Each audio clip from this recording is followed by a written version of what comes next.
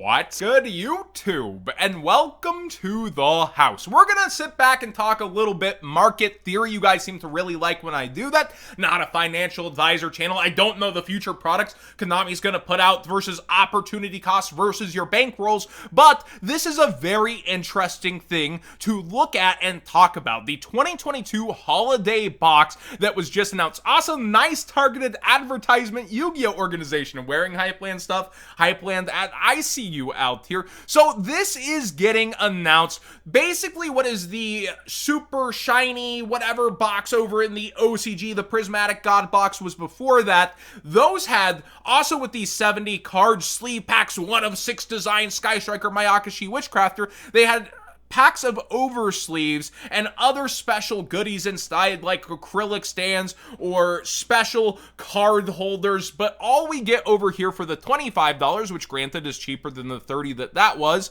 is 4 booster packs with 5 ultra rare cards each and special sleeves. So it's like a way worse version of the product so far, unless they do some extra tweaks and fixes. The other question that raises from this is, what exactly is this replacing? And they're even adding chase cards. Select cards are available in the Egyptian hieroglyphic Pharaoh rare foil style. Is this replacing? It's in November. Maximum gold after El Dorado did so poorly? I would definitely blame that on the 1.5 per case access code talker and the not that great spread of cards. I do like a lot of what was in Gold Series, but Verite's already on the chopping block. Extrav is already getting reprints. You know, stuff like that definitely hurts the long-term potential of this, but you have tons of great penny stonks, really great lower ends to this set. But yeah, I don't know. Could it replace this set? Or is this to replace, it is a holiday box, the advent calendar? We hit the world situation, materials got harder to get, and these ironically aged very well after the 2018 ended up on clearance. I remember those lined up at Barnes & Noble, $5 a piece. I should have grabbed a lot of those. And then you see this one near $90 for the Karibo. And Karibo's such a fan favorite. That's what Brothers of Legend really has going for it on the cover, besides being Battles of Legend. It is really big. So when I look at that, I think it might be more of a replacement for that, but it depends how thick this set list is. And I gotta say, Pharaoh Rares just aren't it. I'm on that King's Copium, right? And the Ultra Rares are now down under for the top end. $40 on Raw, under that market price. Slifer is dragged down, and Obelisk is just ugly unless they tweak how the foiling works, unless they let it cover, you know, the card art and let it be shinier. I think Pharaoh Rare is just doomed. It's a way worse Millennium Rare import that they tried to make super special. So this box, while it's super exciting that the new Sky Striker card is coming, they emphasize they're going to mix in old cards, and that kind of makes it just a stranger product to me. It's like, oh, look at all these new archetypes getting the support in here. You got Mayakashi, Witchcrafter, Sky Striker, but remember old cards? Remember Pharaoh Rares? It's a really odd product that I feel like doesn't know what it wants to be. It feels like they're trying to mesh together the Prismatic God box feel along with the Sky Striker box feel, and I don't know. This is a super strange one to me, but depending how it's executed, if there's more to come forth, it could be an amazing set. But my worry is, what is it replacing, and where is it going to end up, and how is it going to do with its set list? But we'll keep our eye on this. It's still super early, but I did want to break that one down and kind of say my thoughts on it early. Now, we have the US dollar climbing further versus the yen, but also other currency. The pound is also way cheaper versus the US dollar, as is the euro, and guess what that means? Pre-sales over on tier 0 got even cheaper. Most notably, these seem to be the cheapest ghosts from the past 2 cases on market, and code What's Good 5 for 5% off and to support the channel directly will make them even cheaper, and they keep selling out. I poked them twice to relist them already, and they're back down to 7. They were up to 12 12 last night on stream, so I might get that sooner than later if you're thinking of getting sealed to hold sealed. I've had so many conversations with people. I plan to bust this open. I plan to keep it sealed. If you're keeping sealed, I think a lot of people are thinking about that with this set, but for a set list, it is the second best March reprint set of all time, card for card. Dual Overload being in first place in my mind. The main thing it's missing is a mass appeal staple. Hulk is kind of a specific staple. I think Konami thought that would be the staple inside, but you have so many great reprints and cards going for it. Gamer's Choice sold so many Alubers at 25. They have upped the price to 30, which is still cheap versus the market. Code Wets get 5 for 5% off and to support the channel directly will work over here. They also upped Heat Soul's price after selling so many at $6.99. And other cards are interesting, like Mega Ryza is already falling down over here, down to $8 on pre-sales. That tells me I'm right to say, hey guys, wait on that because the competition is rising out. Unless there's like a day one, week one buyout on this, it's likely to be, you know, $4, $2 depending. Only the Flunderies players are probably hunting that one down, along with people that have been waiting a long time for the reprint. But the top end Heat Soul is still near $30 a Luber. Its sales rate is crazy, and I'm not above clouding on my sponsors. Yo, Gamer's Choice out here with the hustle, but I do respect it. We found this live on stream. I was laughing so hard. They do have quantities over here. They are selling. I think that's like almost 30 less than they had last night. So they are in here. You see their price. They're getting sales over here. So it's not like all their Alubers are on their site, but I don't blame them for playing the game. As long as TCG Player doesn't fix a better pre-sale system, which I do get why TCG Player has it in place. So many people were listing that couldn't fulfill. They would say, oh, I'm going to get so many of these quantities and then cancel orders on sellers. And TCG Player's probably trying to be more about the customer experience with this. It still creates such a bad, unrealistic version of pre-sales. But what is also notable is Fear Mode is already down towards 150, which Gamer's Choice did have down to 125, tying Eye of Timaeus. It has one sale at 200, but now everyone's clamoring to the bottom over here as well after Gamer's Choice pre-sale. Interesting this early.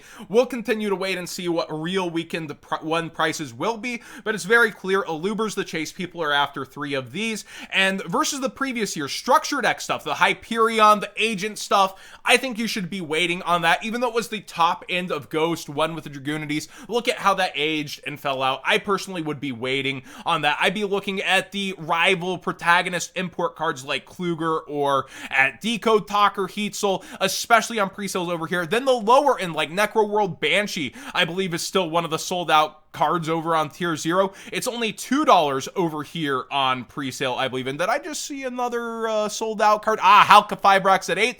I'll poke them up before the video and see if they can relist some more. But $8 Hulk was very generous, where it's still flying at $14 over on TCG Player by Gamer's Choice. But yeah, this set, whenever it comes down to a race to the bottom set, I usually go more towards the end of picking just like 3 cards out of the set. I was very interested where Galaxy Soldier would be early, but it seems like a lot of vendors are on that card. And then you have the top end cards. I really think Heat Soul was one to watch, and the pre-sellers put it way under what mass pre-sales are at. And then Aluber, everyone has like FOMO with Aluber thanks to the Structure Deck being there, and it will be the most sought out card from the set, outside maybe some of the Ghost Rares, which people will want to slab up and all of that. Now, thanks to Ghost from the past, I've been looking at other cards. Auroradon's very interesting because it's been trending down due to ban list fears, yet it's at one of its higher prices of all time, which is just $6. I think there'll be this vacuum of price though from Hulk falling on down, and you have the Verite reprint causing it to fall down a bit, but people don't want to play gold rares, but people have ban list fears there.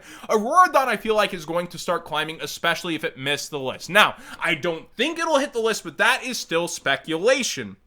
We've had stranger things happen with reprints and a Banhammer fan favorite O-line, but I still feel like this is going to miss the list when they're pushing a Hulk reprint and hoping that's staple-ish and goes from the past, but you never know. Ban list, there's still speculation. I just like this card, and I think I would personally be getting it, but you could be running into a wall. You run that risk, but I think it's, you know, one of those cards I would want to have, because once everybody has Hulk, they're going to look for Hulk engine stuff, right? And the pre-sales are indicating the sales rates are very, very good on Hulk, so the next natural step is people will want to complete their engine, in my opinion. Also, Firewall Dragon with Heat Soul here. Firewall Dragon's very, very good for certain builds of you linking with the deck and using your combo. The ultimate rare is super low in price, and I'd be thinking about that, especially with the traction that Heat Soul has from pre-sales. And the Ghost Rare, not too bad either, but I like the classic art. And first edition Code of the Duelist is just $3-ish when we were looking on stream last night. Yeah, $3.50. So need about $3.50. And then it's like $4 pretty evenly. I like all those versions to a degree, especially with Heat Soul finally on the doorstep, and would think about what version you might want of Firewall Dragon. Do you want to play the errata version and play a gold letter rare, or do you want one of the higher end errata versions, which are very, very affordable right now? I think the ulti is likely to spike sooner than later, so you might want to use that TCG player link in the description down below, costing you nothing extra to support the channel directly for the cards you'd already be buying. Ding Long sure spiked up after that Yang Zing Path reprint. Oh my gosh, and it continued to go up. It is now towards $15, $16. Be aware that that has been a thing with just that reprint of the one card, and banless speculation can cause prices to go way up before the speculation even comes to fruition. Neos Fusion, thanks to Power of the Elements, has started to get idled. It's starting to go off the market, but people are hoping that it will see a reprint here in the structure deck for the Crystal Beast. That is still hopium first off, which does come, later around Pote. You see this in August, but I do think it would be pretty smart to get the secret rares right now under $5, very penny stonk-ish. People will get hype as we head towards that era. Also, speaking of, all the good stuff, we now have Kluger, which means people are hype about Ubel, and the secret rare first editions have been bought out ridiculously. You see the market prices towards 20, and last we looked, I believe the cheapest first edition secret is now $40. Wow, wild. But yeah, Legendary Collection buyouts are nothing new. Just be aware people are looking, oh yeah, we can fusion deployment Ubel and all the crazy stuff, thanks to Kluger being a thing. Fairy Tale Snow is more expensive than I thought for the commons. Haven't really peeked in on this since a bit after the ban list. And now super rares are near $20, and the commons are 4-ish to 5. So you have more money than you might have thought if you haven't looked through your, ban stuff, bothered with Snow yet. It's pushing some good dollars. Also, Destrudo, not as fortunate. The super has fallen out, and it's seen a lot less play than people might have anticipated. So do be aware, $3, $4 for the rare is still pretty nice, but it's super rare, doing nothing like Fairy Tale Snow. Super interesting on my radar is Red Eyes Dark Dragoon. Its Starlight got a buyout just a bit ago, and Brothers of Legend has consistently gone up in price. But the thing about Brothers of Legend is Droplet is now slated for another reprint. You have Gold and Malicious, which have already fallen out in price, likely to also get reprinted in Legendary Duel Season 3 with that double dose of Jaden on the description. Magician Souls could or could not get reprinted. Its top end value is extremely in danger outside of Dragoon, and Dragoon's Starlight is going down in price. There is a reprint announced for Dragoon, the Megaton's coming up, but the Ultra is what's stable, and this isn't even as in dominant and crazy, everyone's Dragooning, but a lot of people, going towards this card, considering the play of it, all that. It's so interesting to me, though. Like, the Ultra is what's not budging, and the top-end crazy one that got bought out is instantly caving. What do you guys think of this? Were there just a lot more people holding and going, you know what, I'm gonna go ahead and sell mine? Oh, undercut. Is that what happened here? Because kind of crazy to see it bought out and then not stabilize, where the Ultra has a one-for-one reprint. It could even be a Prismatic Secret Rare in the next 10s, right? A better version than this, but it's what's staying super stable. It is very interesting to me. And then finally, Fright for Patchwork has had a double down buyout. Be aware of that. People going back in even crazier on the rare, and the sales rate is really up there. Look at all those buys. I believe that is mostly today and yesterday. It's being played with the Albaz engine, and with the Lubra on the doorstep, people are picking up the other pieces of engines, which is why I suggest stuff like that.